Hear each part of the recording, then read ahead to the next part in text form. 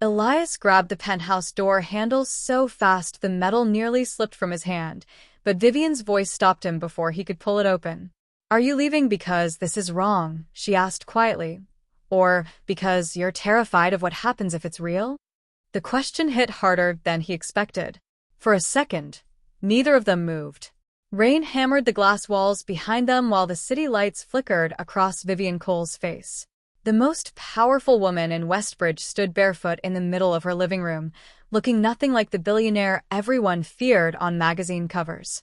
She looked hurt, and somehow that made leaving even harder.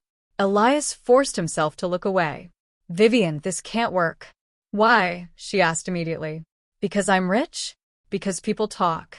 Or because you already decided you'll lose me before anything even starts?" He swallowed hard but said nothing. 3 months earlier, Elias Reed had been worrying about overdue rent and whether his daughter's school shoes would survive another week. His entire world had been a tiny apartment above a grocery store, where mornings smelled like burnt toast and exhaustion. "Dad," 7-year-old Lily yelled one morning. "You forgot my lunch again." "I didn't forget," Elias said while stuffing papers into his bag. "I was strategically delaying it." "That means forgot. You're too smart for your own good." Since losing his wife 4 years earlier, Elias had lived in survival mode. Every decision revolved around stability, safety, control. Love no longer fit anywhere inside his life. Then Vivian Cole entered it. Cole Dynamics hired Elias during a financial crisis after he impressed one of their executives with a restructuring proposal. He expected another arrogant billionaire who treated employees like machines. Instead, the first thing Vivian said during their meeting was, "Everyone in this building is afraid to disagree with me. Are you?" Elias shrugged. "Depends. Are you always right?" For the first time all day, she smiled. That should have been his warning sign. At first, their relationship stayed professional. Long meetings, late-night strategy sessions, constant tension. But Elias slowly noticed things nobody else saw. Vivian stayed in the office long after everyone left. She skipped meals constantly. Sometimes he'd catch her staring out the windows silently, like she hated how empty her life sounded once the meeting stopped. One evening, she looked at him and asked, "Do you know the strange thing about power?" "What?" "The more people admire you, the less they actually see you." Elias didn't know how to answer that. Then Lily changed everything. One afternoon, Elias rushed into the office holding Lily's hand after her babysitter canceled unexpectedly. "I'm sorry," he told Vivian.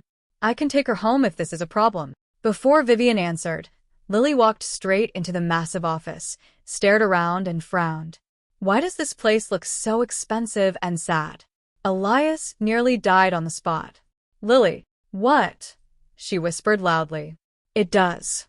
But instead of getting angry, Vivian laughed. A real laugh. The kind that sounded unfamiliar to her.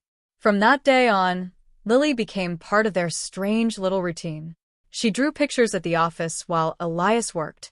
She convinced Vivian to eat lunch instead of skipping meals. She even placed a tiny pink sticker on Vivian's laptop. "Now it looks less mean," Lily announced proudly. Vivian actually left it there. And that terrified Elias more than anything. Because somewhere between late-night conversations and Lily's laughter filling empty rooms, Vivian stopped feeling like his boss. She started feeling like home. One night during a thunderstorm, the three of them got trapped in the penthouse after a company gala downstairs. Lily fell asleep on the couch wearing headphones while lightning flashed across the windows. Vivian carefully placed a blanket over her. "She trusts you," Vivian whispered. Elias looked down at his daughter. "She doesn't trust easily." Vivian nodded slowly. "Neither do I." The silence between them became dangerously emotional.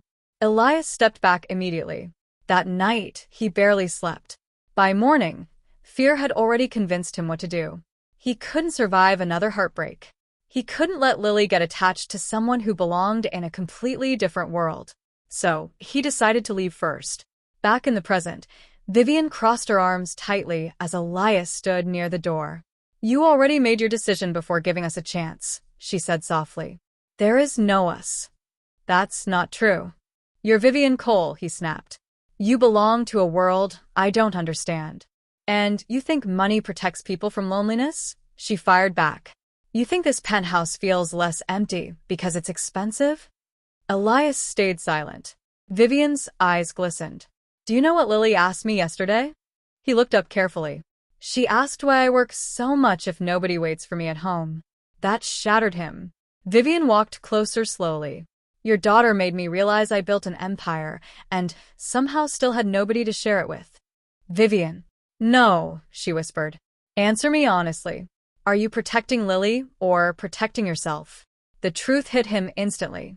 He wasn't leaving because he was responsible. He was leaving because he was scared. Scared to love again. Scared to lose again. Scared that happiness never lasted. Elias finally opened the penthouse door and stepped into the hallway. Vivian didn't stop him this time. But halfway to the elevator, he froze. He pictured Lily laughing beside Vivian. He remembered how alive the apartment felt after Vivian entered their lives. And for the first time in years, he realized fear had been making every decision for him. Slowly, he turned around. When Vivian opened the door again, shock flashed across her face. Elias looked at her for a long moment before speaking. I don't know how this ends, he admitted, but I'm tired of running from things that matter. Vivian smiled through tears and pulled him into a hug so tight it felt like both of them had been holding their breath for years. And in the next room, Lily quietly opened one eye, smiled to herself, and whispered, Finally. If this story touched your heart, don't forget to like the video, subscribe to the channel, and comment below. Would you have stayed or walked away?